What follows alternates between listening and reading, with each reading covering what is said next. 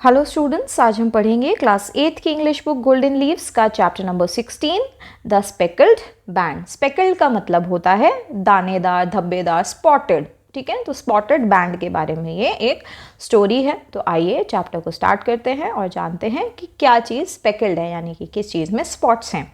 Sherlock Holmes is a fictional detective known for his keen observation skills and deductive reasoning. He is assisted in his cases by Dr. Watson. Dr. Watson is Sherlock Holmes' friend who not only assists him but also chronicles the cases. तो Sherlock Holmes एक fictional character है। fictional का मतलब हो गया काल्पनिक, यानी कि एक real character नहीं है, एक कल्पना की तरह एक कैरेक्टर को बना दिया गया है। जैसे आप लोग कार्टून्स पे देखते हैं डोरेमोन, वो क्या एक रियल कैरेक्टर हो सकता है? नहीं, वो एक काल्पनिक कैरेक्टर है। तो इसी तरह से शर्लॉक होम्स क्या है? एक फिक्शनल कैरेक्टर यानी काल्पनिक कैरेक्टर है, और वो अपने कैरेक्टर में क्या है?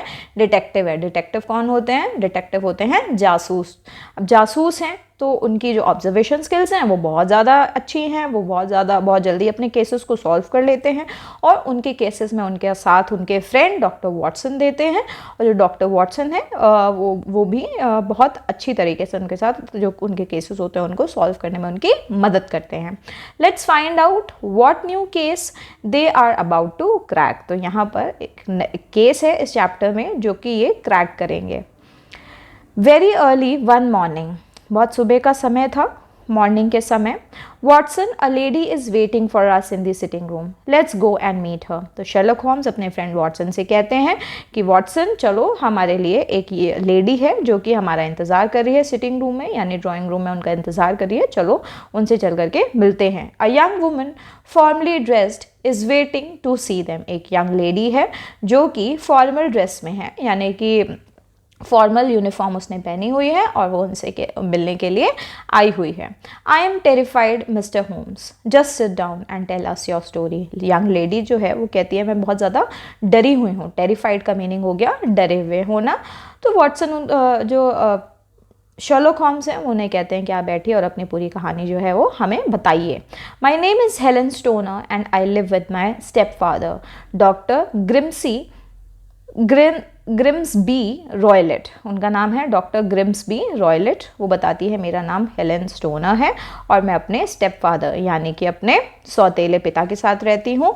उनका नाम है Grimesby Roylott. His family was very poor. उनका परिवार बहुत ज़्यादा गरीब था। Tell me more about him miss stoner.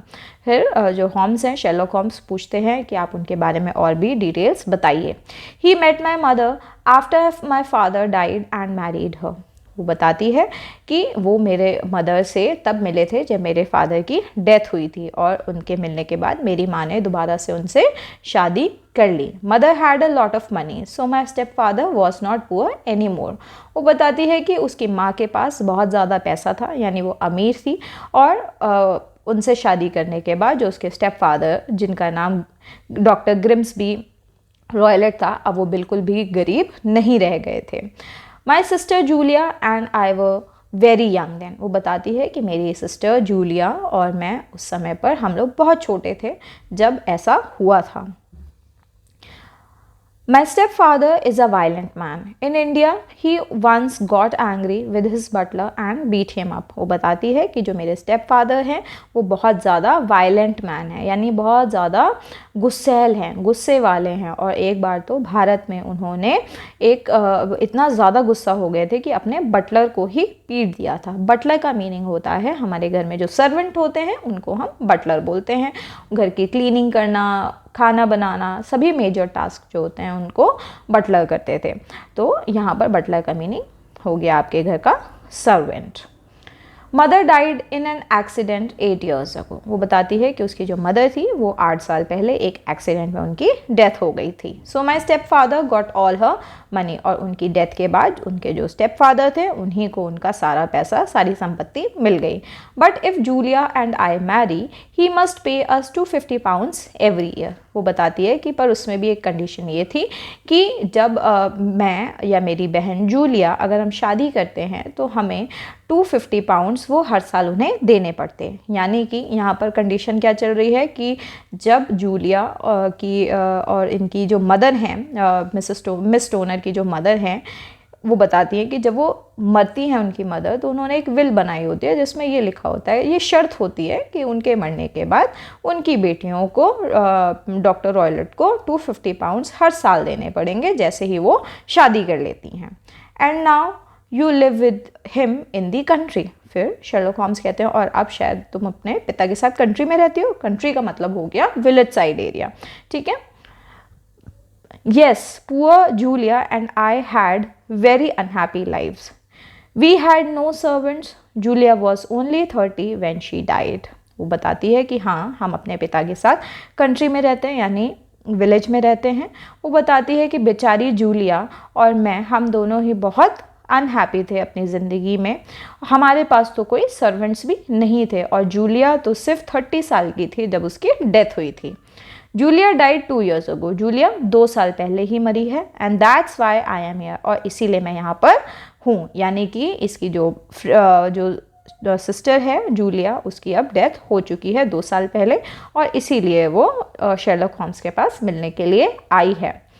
We never met anybody in the country, but sometimes we visited some of my family who live near London. वो बताती है कि हम कभी भी किसी से भी कंट्री में नहीं मिलते थे, अपने घर के आसपास किसी से भी नहीं मिलते थे, पर कभी कभी हम अपने फैमिली यानी रिश्तेदारों से मिलने के लिए लंदन के पास जो कि रहते थे वहाँ हम जाया करते थे। Had something occurred just before her death? वो पूछता है कि क्या जूलिया की डेथ से पहले कुछ हुआ था मेजर चीज़? Yes, Julia had met a young man who asked to marry her. वो बताती है कि जूलिया जो है एक यंग मैन से, एक लड़के से मिली थी जिससे वो शादी करना चाहती थी। My stepfather agreed, but soon after this she died. वो बताती है कि हाँ, मेरे स्टेपफादर ने हमारी शादी, उसकी बहन और उस लड़के की शादी के लिए रजामंदी दे दी थी, पर उसी के बाद ही उसकी डेथ हो गई थी। Tell me everything about her death. अब जो शेरलॉक हैं वो बोलते हैं उसकी डेथ के बारे में मुझे सारी डिटेल्स बताओ। I can remember it all very well. It was a terrible time. Our 3 bedrooms are all downstairs. Firstly, there is my stepfather's room. Julia's room is next to his and my room is next to Julia's. वो बताती है कि सबसे पहले तो उसको जो भी कुछ याद आता है वो सारी चीज़ें बताती है। वो कहती है कि वो बहुत ज़्यादा भयानक समय था। हम तीनों के ही जो बेडरूम्स थे वो डाउनस्टेयर्स थे। डाउनस्टेयर्स का मतलब हो गया कि एक ही फ्लोर पर नीचे की तरफ थे, और सबसे पहले उसके जो स्टेप फादर थे उनका रूम था, उसके बाद बगल में उनके जूलिया का कमरा था, और जूलिया के रूम के बाद मेरा कमरा था। दो deeply distressed, Helen recounts Julia's visit to her room the night before her death. फिर वो ये सब बताते हुए बहुत ज़्यादा डिस्ट्रेस हो जाती है, बहुत ज़्यादा डिस्कम्फर्ट हो जाती है, बहुत ज़्यादा घबरा जाती है, और कहती है कि उसे वो समय याद है कि जब हेलन कहती है कि मुझे याद है कि जूलिया जो है उससे मिलने के लिए उसकी डेथ से 1 रात पहले उसके कमरे में आती है। Helen, have you ever heard a whistle in the middle of the night? No. जो उसकी बहन है जूलिया, वो हेलन से पूछती है कि क्या तुमने कभी भी रात में विसल यानी कि सीटी बजने की आवाज़ सुनी है रात में? वो कहती है कि नहीं, मैंने तो नहीं सुनी है। It is a stormy night. Suddenly she hears her sister scream, immediately followed by a whistle. Her sister opens the door and falls to the ground. Her face is white. और तभी क्या होता है, वो एक स्टॉर्मी नाइट थी, यानी बहुत ज़्यादा आंधी तूफान था उस रात को, और तभी उसको आवाज़ आती है अपनी सिस्टर की स्क्रीम करने की, यानी कि हेलन को जूलिया की चिल्लाने की आवाज़ आती है, और तभी चिल्लाने की आवाज़ के बाद एक सीटी की आवाज़ आती है। विसल का मतलब हो गया सीटी, और वो अपने बहन का जो रूम है उसका दरवाज़ा खोलती है, ठीक है। उसकी जो सिस्टर है वो दरवाज़ा खोलती है और ज़मीन पर गिर जाती है। उसका पूरा चेहरा सफ़ेद हो चुका था। Help me Helen, I am dying. वो कहती है, हेलन मेरी मदद करो, मैं मर रही हूँ। Oh Julia, what happened? Father, something has happened to Julia. और फिर हेलन जो है वो अपने फादर को चिल्लाती है और कहती है कि जूलिया को कुछ हो गया है। Helen, oh my God Helen, it was the band, the speckled band. वो कहती है कि हेलन, वो एक बैंड था, वो एक स्पेकल्ड बैंड था, यानी कि वो एक धब्बेदार बैंड था। She is dead. और फिर जो हेलन है वो चिल्लाना शुरू कर देती है कि ये तो मर गई। यानी कि इस सीन में हमने ये देखा कि जो जूलिया है वो अपनी बहन से डरी हुई आती है। वो कहती है उससे कि तुमको क्या हर रात में किसी विस्लिंग की आवाज़ यानी सीटी बजने की आवाज़ सुनाई देती है, जिसमें हेलन कहती है नहीं। और फिर उस रात बहुत ज़्यादा तूफान आया हुआ होता है और तभी हेलन को आवाज़ आती है उस जूलिया की चिल्लाने की और सीटी बजने की, और तभी जो जूलिया होती है वो रूम का दरवाज़ा खोलती है और ज़मीन पर गिर जाती है। उसका फेस जो होता है पूरा वाइट होता है। वो हेलन से कहती है मेरी मदद करो, पर जूलिया जो है चिल्ला रही होती है कि फादर फादर, जूलिया को कुछ हो गया है। और तभी जो जूलिया है वो कहती है कि वो एक बैंड था, वो एक स्पेकल्ड बैंड था, यानी वो एक धब्बेदार बैंड था। और तभी जो है ये बोलते बोलते वो मर जाती है। The young lady continues telling her story to Sherlock and doctor Watson. और जो हेलन थी वो पूरी अपनी कहानी जो थी शर्लॉक और डॉक्टर वॉटसन को बता रही होती है। The police could not understand why my sister died. वो बताती है कि पुलिस भी नहीं समझ पाई कि मेरी बहन की मृत्यु क्यों हुई। Her door was locked and nobody could get into her room. वो बताती है कि पुलिस भी नहीं समझ पाई थी कि मेरी सिस्टर की डेथ कैसे हुई। उसका तो डोर भी जो था, उसके रूम का जो डोर था वो लॉक था और कोई भी उसके कमरे के अंदर नहीं आ सकता था। They did not find any poison in her body. और उनको उसके शरीर पर किसी भी तरीके का जहर अंदर नहीं मिला था। And what was the speckled band, what do you think mister Holmes.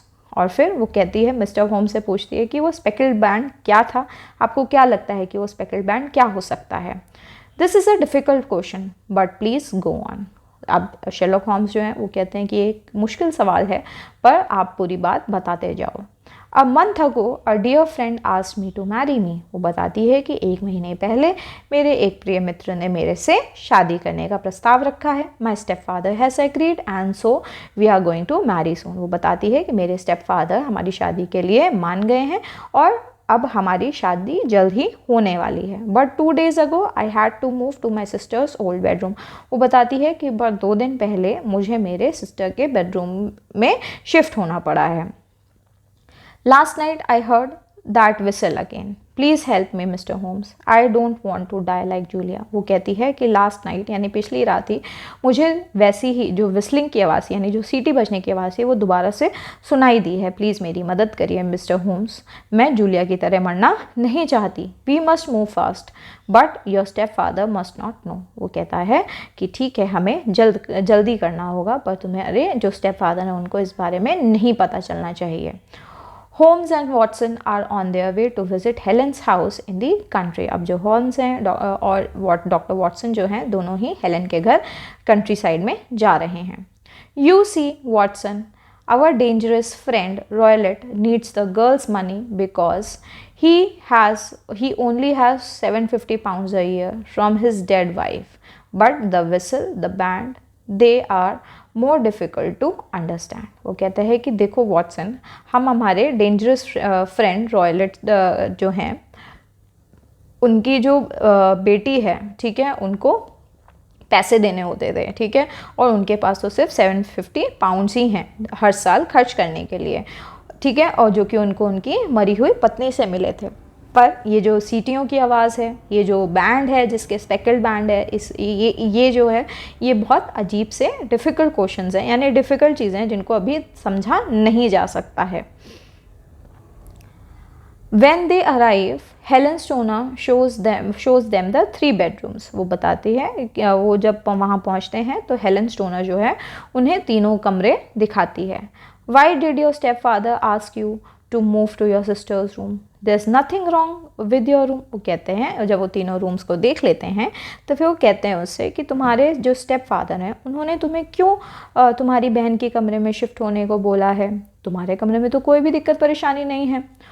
Holmes notice that a bell rope goes from that room to the adjacent room। अब होम्स जो हैं वो नोटिस करते हैं एक बेल रोप क्या है, एक रस्सी है ठीक है, उसको नोटिस करते हैं जिसमें घंटी बनती है ठीक है, उसको नोटिस करते हैं जो कि बगल वाले रूम से जुड़ी हुई है। My step father put it there 2 years ago।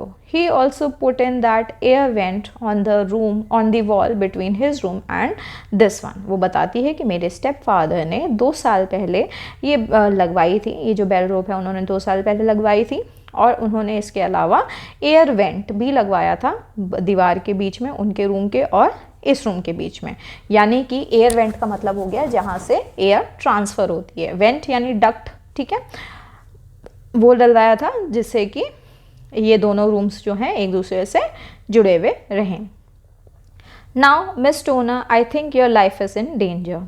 Tonight my friend Watson and I must spend the night in your sister's room where you are sleeping all the moment at the moment. वो कहते हैं कि ठीक है miss टोना, अब मेरे को ऐसा लगता है कि आपकी जो लाइफ है वो बहुत ज़्यादा डेंजर में, बहुत ज़्यादा ख़तरे में है, इसलिए आज मैं और मेरा फ्रेंड वॉटसन जो हैं हम इसी रूम में, आपके सिस्टर के रूम में रात में ही रुकेंगे जहाँ पर आप भी रहेंगी।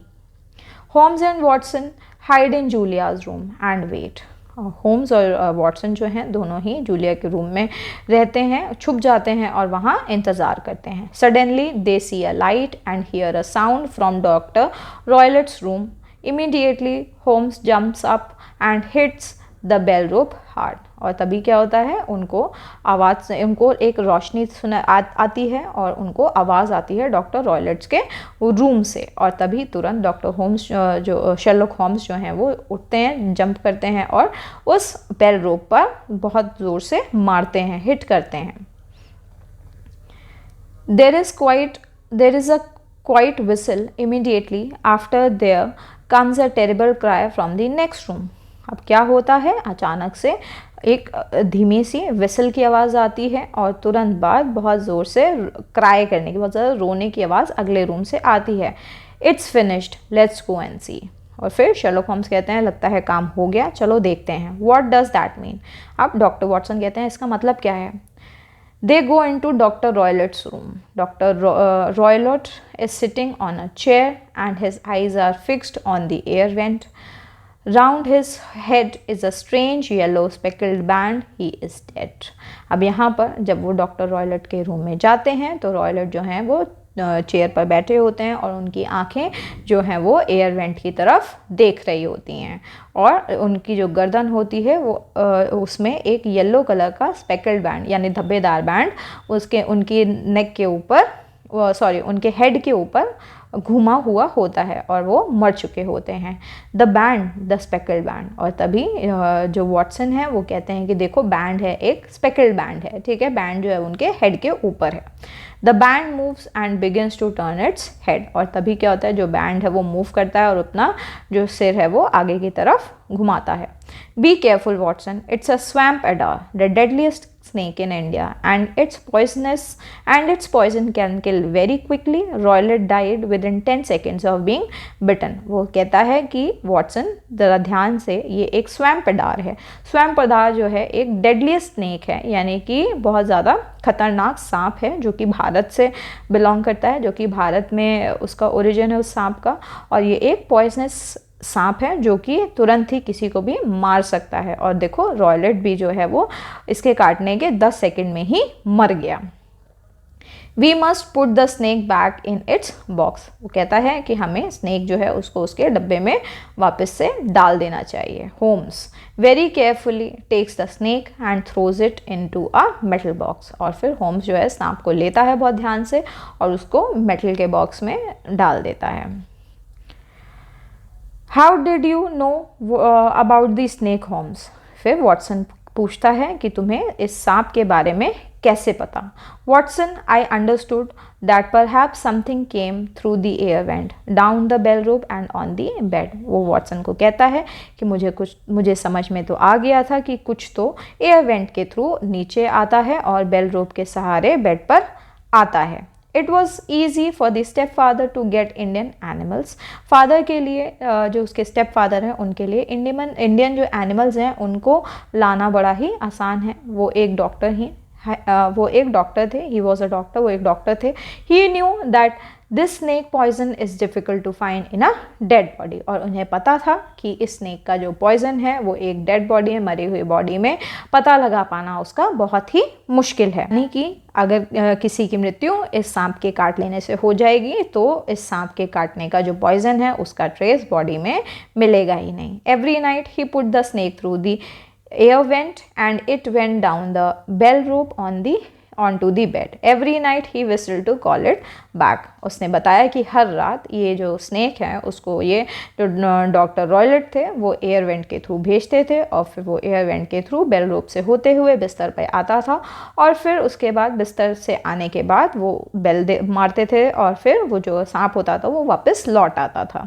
Perhaps the snake came through the air vent many times before it killed Julia, but in the end it did kill her and Helen too nearly died because of this snake। और वो कहते हैं कि शायद जो snake था वो अक्सर इस एयर वेंट से आता जाता था जूलिया को मारने से पहले, यानी कि ये जो डॉक्टर रॉयलर जो थे वो स्नेक की एक हैबिट बना रहे थे कि वो एयर वेंट के थ्रू जाए और बेड पर जो बेल रोप है उसके थ्रू बेड पर पहुँचे और ऐसा वो रेगुलर करवाते रहे होंगे शायद सांप से, जिससे कि उसकी आदत पड़ जाए और फिर जिस दिन जो जूलिया वहाँ पे सोई हुई थी उसने जूलिया को काट लिया था। पर इस टाइम हेलन भी लगभग मरती मरती ही बची थी इस सांप से। But tonight when I hit the snake on the rope it was angry and went back through the air vent. पर वो कहते हैं कि पर आज रात जब मैंने उस सांप को जब मारा उस रोप में जब वो टंगा हुआ था तो उस टाइम वो गुस्सा हो गया और वापस से एयर वेंट के थ्रू लौट गया।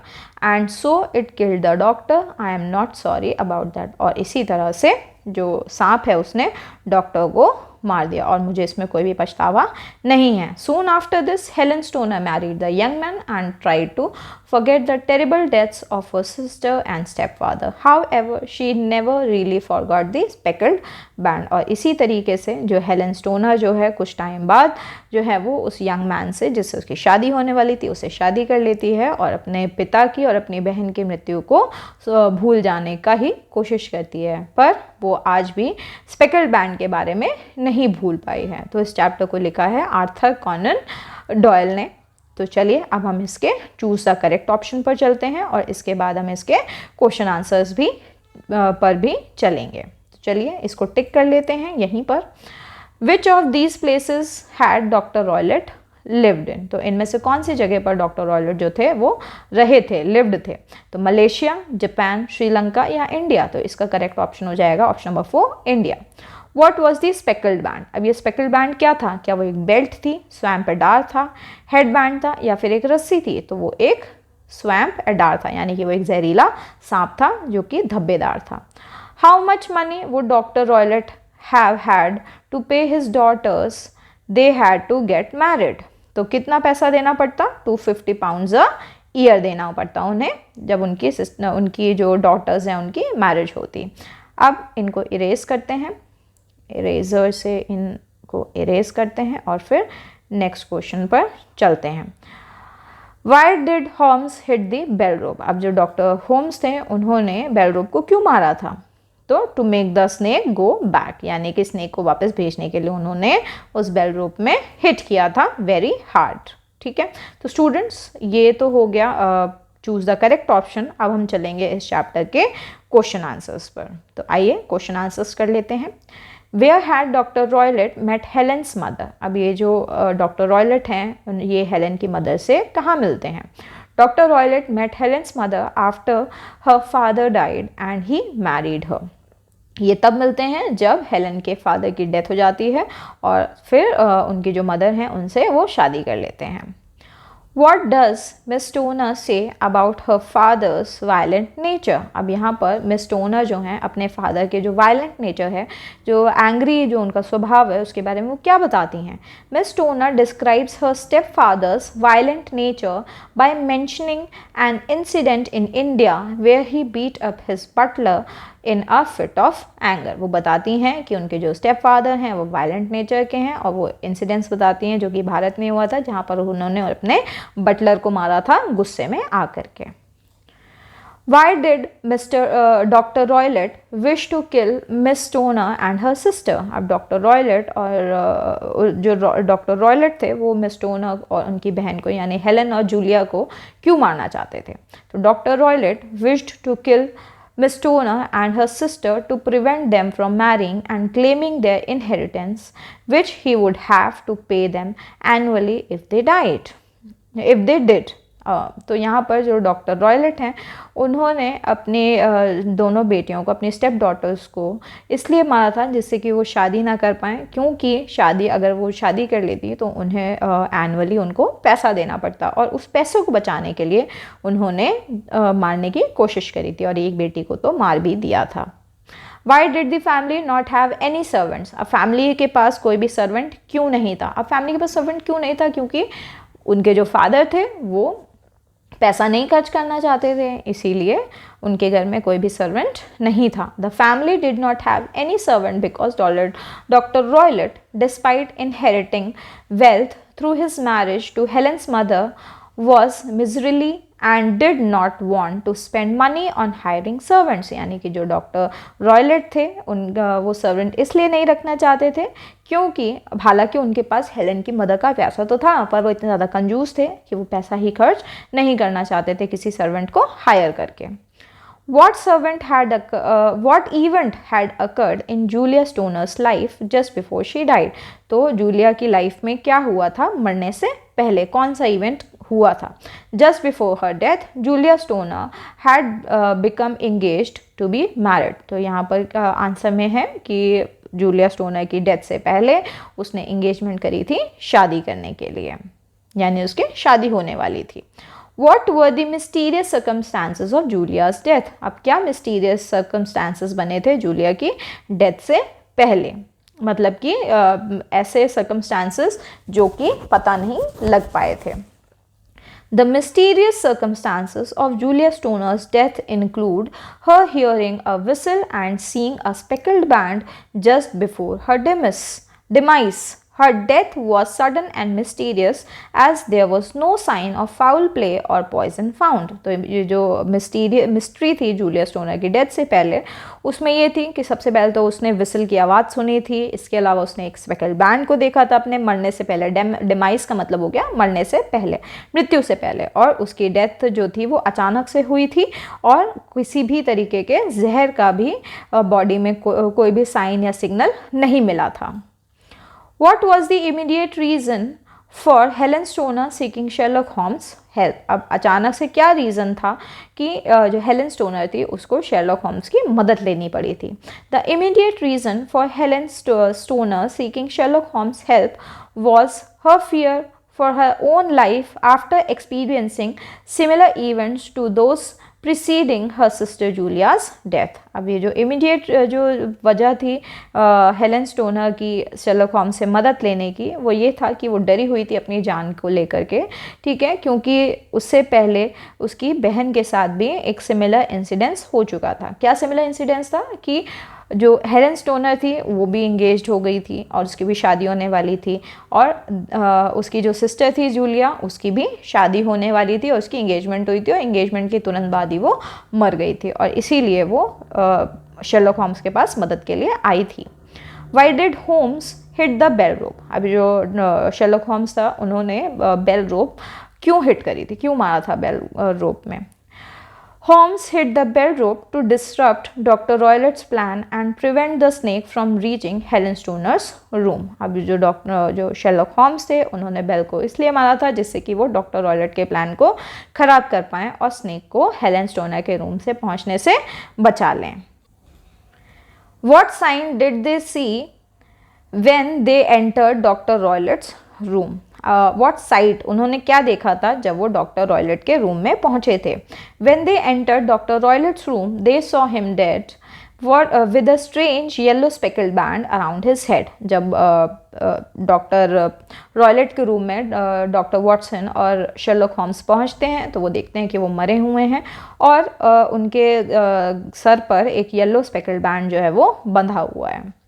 What was the speckled band? अब यहाँ पर ये जो speckled band है वो क्या था? The speckled band was the deadly snake, a swamp adder that Dr. Roylett used as a murder weapon। अब इनके हेड पे, डॉक्टर रॉयलेट के हेड पर एक speckled band था जो कि एक swamp adder का था। swamp adder क्या है? एक deadly snake था जो कि उनके सिर पर बंधा हुआ था, जिसको उन्होंने as a murder weapon इस्तेमाल करना चाहा था। What was Dr. Roylett's plan and how did it backfire? Doctor Roylott का प्लान क्या था और वो कैसे उन्हीं पर वापस से बैकफायर हो गया था, यानी उल्टा पड़ गया था। Doctor Roylott's plan was to kill Miss Stoner using the deadly swamp adder, sending it through the air vent and down the bell rope into her room. However, his plan backfired when Holmes intervened, causing the snake to bite him instead, leading to his own death. अब यहाँ पर doctor Roylott का जो plan था, जो कि वो miss stoner को यानी कि हेलन स्टोनर को जब मारना चाहते थे, उन्होंने अपने प्लान में डेडली स्वैम्प अडार को भेजा था।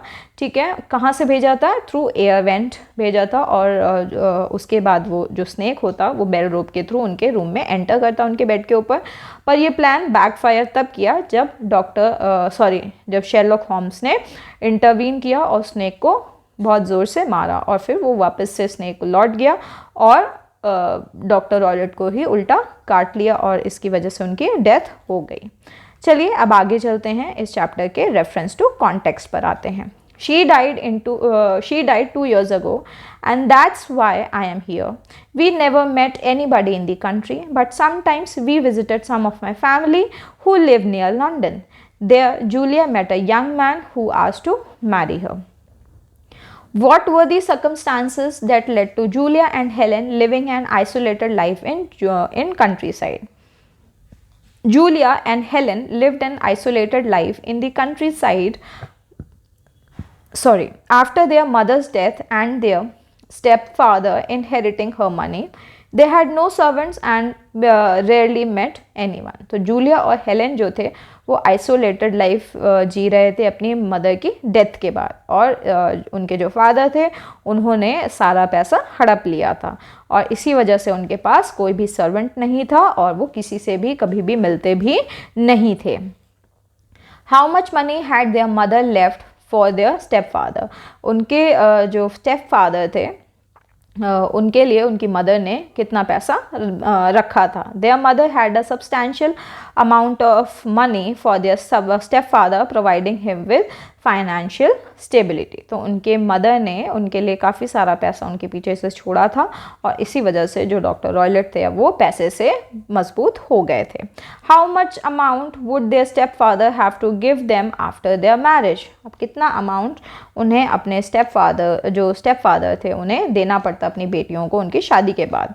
After their marriage their step father was obliged to pay them £250 annually. अब उनकी डेथ के बाद उनके फादर को जो है जो डॉक्टर रॉयलेट हैं उनको अपनी बेटियों की शादी के बाद उन्हें £250 एनुअली देना था। How do the actions of their step father foreshadow a literary device in which a writer gives an advance hint of what is to come later in the story, the revelation at the end of the story. तो यहाँ पर जो उसके father थे उनके actions की वजह से कैसे स्टोरी का एंड पता चलता है। The actions of their stepfather, such as his violent nature and his insistence of his stepdaughter's marriage as the only means of securing financial stability, foreshadowed his desperate and ultimately fatal plan to secure their inheritance. तो यहाँ पर उनके जो step father के जो actions थे, जैसे कि उनका वायलेंट बिहेवियर था, ठीक है, और इसके बाद उनकी स्टेप डॉटर्स की मैरिजेस जो थी, ठीक है, यही मेन कारण थे कि वो फाइनेंशियल स्टेबिलिटी हासिल कर सकते थे, यानी कि अपनी स्टेप डॉटर्स को मारने के बाद ही उन्हें जो है फाइनेंशियल स्टेबिलिटी मिल सकती थी, और इसी वजह से उन्होंने इतने खतरनाक प्लान्स बनाए थे अपनी स्टेप डॉटर्स को मारने के लिए और उनका पैसा हड़पने के लिए। I can remember it all very well. It was a terrible time, she answered. Our 3 bedrooms are all downstairs. First, there is my stepfather's room. Julia's room is next to his, and my room is next to Julia's. How is the layout of the room important in the context of the story? अब यहाँ पर जो rooms का layout है, यानी कि पहले step father का रूम, उसके बाद जूलिया का रूम, जूलिया के बाद हेलेन का रूम, इनका जो अरेंजमेंट है ये क्यों इम्पॉर्टेंट है स्टोरी के कॉन्टेक्स्ट पे। The layout of the rooms is important because it allows for the understanding of how Dr. Roylott was able to carry out his plan using the bell rope and the air vent connecting his room to Julia's। तो ये जो layout है ये इसलिए important है क्योंकि इन rooms के अगल बगल होने की वजह से ही जो डॉक्टर रॉयलेट थे वो अपने प्लान को कैरी आउट करने में बहुत ज़्यादा समर्थ रहे थे, मतलब बहुत ज़्यादा पॉसिबल रहा था उन्हें बेटी को मारने के लिए।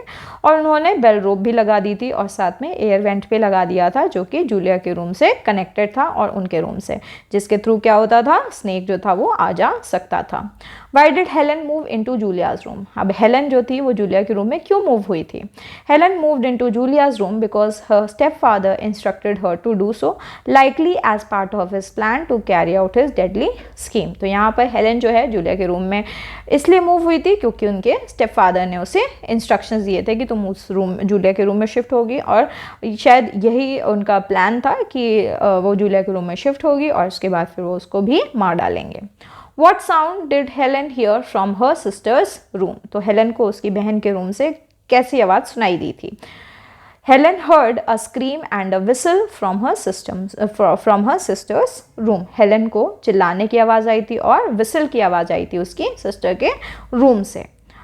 What were Julia's last words? Julia के आखिरी वर्ड्स क्या थे। जूलिया's last words were it was the band, the speckled band। Julia के लास्ट वर्ड थे कि वो एक बैंड था, वो एक स्पेकल्ड बैंड था। अब आगे चलते हैं इस चैप्टर के लास्ट सेगमेंट पे जो कि है think and answer. What were the reasons that led to Sherlock Holmes suspecting Dr. Roylott? क्या रीजंस थे कि शर्लॉक होम्स को डॉक्टर रॉयलेट के ऊपर शक हुआ था। Sherlock Holmes suspected Dr. Roylott due to several reasons। बहुत सारी वजहें थी कि उनको उनके ऊपर शक था। The violent nature of his character, the mysterious circumstances surrounding Julia's death, the financial motive behind his actions, and the peculiar details such as the bell rope and the air vent connecting their rooms। तो यहाँ पर इसलिए शक हुआ था Sherlock Holmes को doctor Roylott के room में, डॉक्टर रॉयलेट के बिहेवियर में, क्योंकि उनका जो बिहेवियर था वो बहुत ज़्यादा वायलेंट था, बहुत ज़्यादा गुस्सैल थे।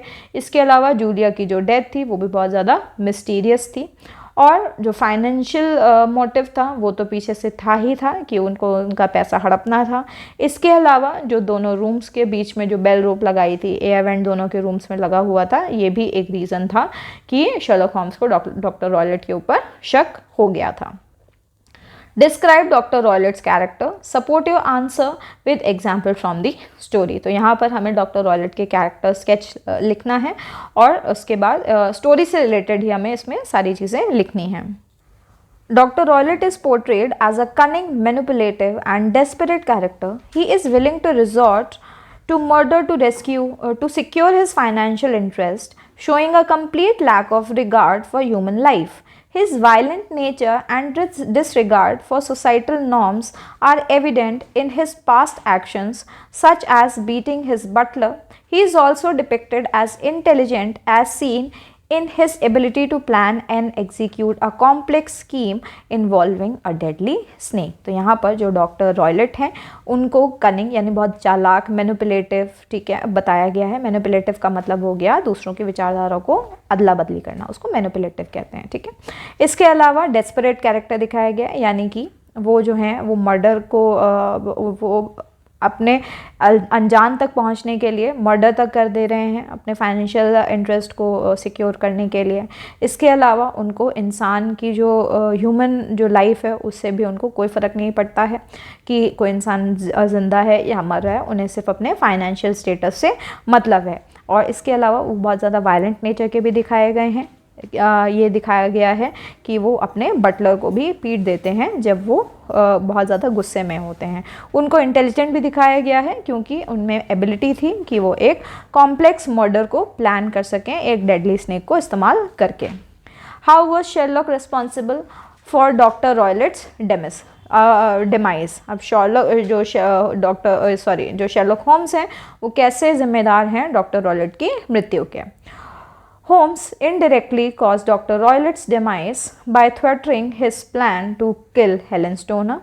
By hitting the bell rope, Holmes disrupted Dr. Roylett's attempt to send the snake into Helen's room, leading to snake biting Dr. Roylett instead. Additionally, Holmes' investigation skills exposed Dr. Roylett's crime, leading to his eventual downfall. अब यहाँ पर जो Holmes हैं, Sherlock Holmes हैं, उनको doctor Roylott का indirectly cause माना गया है उनकी डेथ का, क्योंकि उन्होंने उनके प्लान को सबसे पहले तो पर्दाफाश किया था और इसके अलावा उन्होंने बेल रोप को भी हिट किया था बहुत ज़ोर से, जिसकी वजह से स्नेक जो है वो वापस से उल्टा हेलन के रूम से डॉक्टर रॉयलेट के रूम में वापस लौट गया था और इसी की वजह से जो डॉक्टर रॉयलेट थे उनकी मृत्यु हुई थी। इसके अलावा जो शेरलॉक होम्स थे वो उनकी इन्वेस्टिगेशन की वजह से ही, उनकी जो स्किल्स थी इन्वेस्टिगेशन की, उसकी वजह से भी डॉक्टर रॉयलेट का डाउनफॉल हुआ था। How is the Speckled Band an appropriate title for the story? The Speckled Band is an appropriate title for the story because it refers to the deadly snake that Dr. Roylett uses as a murder weapon. The Speckled Band symbolizes the evil and deadly nature of Dr. Roylett's plan as well as the mysterious and creepy atmosphere surrounding the case. अब यहाँ पर जो Speckled Band है वो appropriate title इसलिए है story का क्योंकि यहाँ पर ये जो डेडली स्नेक है उसका इस्तेमाल किया गया था डॉक्टर रॉयलेट के द्वारा एज अ मर्डर वेपन। अब यहाँ पे जो Speckled Band है वो एक तरीके से सिम्बलाइज करता है एविल चीज़ को और डेडली नेचर को, यानी कि बुराई को रिप्रेजेंट करता है, जो कि एक प्लान था डॉक्टर रॉयलेट का कि उन्हें मर्डर करना था। और इसीलिए ये जो टाइटल है ये बहुत ज़्यादा अप्रोप्रिएट है क्योंकि इसकी वजह से एक क्रीपी और मिस्टीरियस एटमॉस्फेयर भी बन जाता है। तो स्टूडेंट्स ये इस चैप्टर का एंड था। आई होप आप सभी ने इसके क्वेश्चन आंसर्स लिख लिए होंगे। वीडियो पसंद आई हो वीडियो को लाइक करें, चैनल को सब्सक्राइब करें और अपने सभी फ्रेंड्स तक इस वीडियो को ज़रूर शेयर करें। Thank you.